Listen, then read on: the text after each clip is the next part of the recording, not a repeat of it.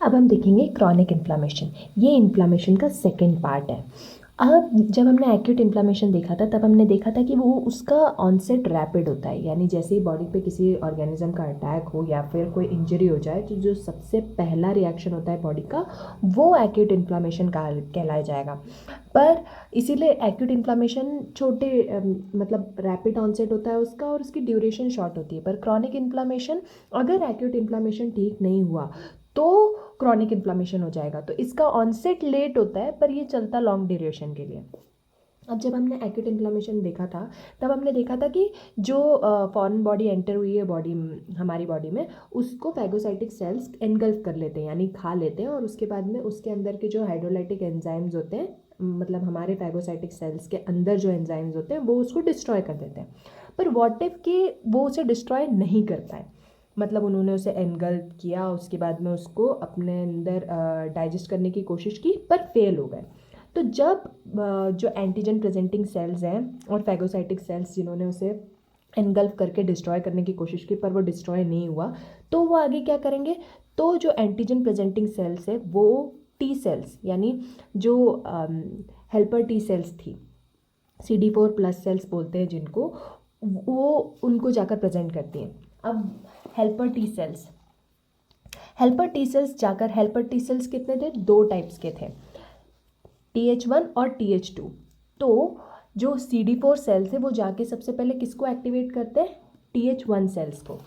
TH1 sales को activate कर दिया। अब ये साइटोकाइंस रिलीज करते हैं। हमने पढ़ा था साइटोकाइंस के बारे में, ये प्रोटीन्स हैं जो कि सेल सिग्नलिंग में हेल्प करते हैं। अब ये 3 जो साइटोकाइंस रिलीज होंगे ये हमारी ब्लड वेसल्स के अंदर से कुछ ना कुछ बाहर ले आएंगे। अब इसमें क्या क्या रिलीज करेगा वो? Interferon gamma, tumour necrosis factor alpha और इंटरल्यूकिन्स 1 और 2। इंटरफेरॉन गामा क्या करेगा? ये मोनोसाइट को बाहर ले आएगा।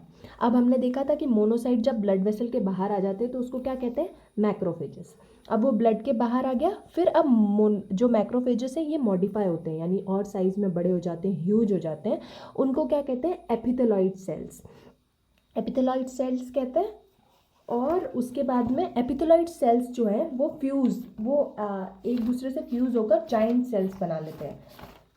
एक मिनट में बताती हूँ कि मोनोसाइट्स दिखते कैसे हैं एक्चुअली जब वो बाहर आ जाएंगे। तो अब जैसे मोनोसाइट्स के इतने सारे नाम थे ना, तो जब मोनोसाइट्स बोन मैरो में होते हैं तो उसे मोनोब्लास्ट कहते हैं, जब ब्लड वेसल में होते हैं तो उसे मोनोसाइट, और जब वो ब्लड वेसल से बाहर आ जाते हैं तो उसे मैक्रोफेज कहते हैं।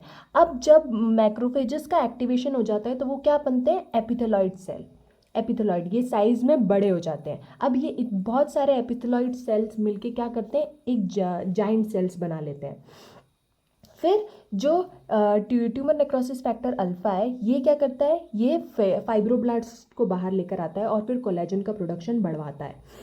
फिर उसके बाद में जो इंटरल्यूकिन 1 और 2 है ये क्या करते हैं? ये टी लिम्फोसाइट्स को ब्लड से बाहर लेकर आते हैं और उसके बाद में उनका प्लोरिफरेशन करवाते हैं, यानी कि और टी लिम्फोसाइट्स का प्रोडक्शन बढ़वाते हैं।